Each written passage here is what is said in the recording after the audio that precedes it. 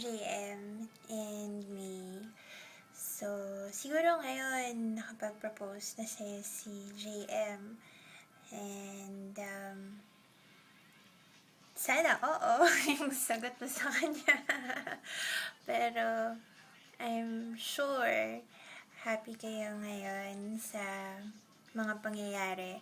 Alam mo naman si JM, May, magaling mag-promote ng kung ano-anong bagay yan. Tsaka, medyo engrande magplano. So, hindi ko alam kung ano exactly yung plan niya for the proposal. Pero, I'm pretty sure kasing elaborate siya ng pagmamahal niya sa isa't isa. Nakaka-pressure yung video pero si JM talaga pagka nagbigay ng pagmamahal yan, sobra and laki ng investment ninyong dalawa pareho sa relationship nyo so far.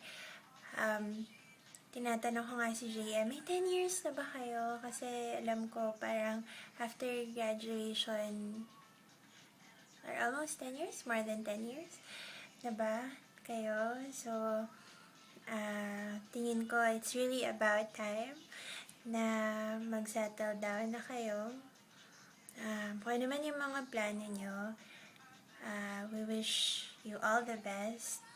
Alam ko, lahat sa barkada, hiningan ni JM ng ganitong video. And lahat kami siguro mga mukhang tanga sa pinagagawa namin. Pero, ginagawa namin to dahil mahal namin kayong dalawa. So, congratulations. And, sana, pagdating na ng araw na maglalakad na si May sa altar, nandun kami lahat para mapanood yun.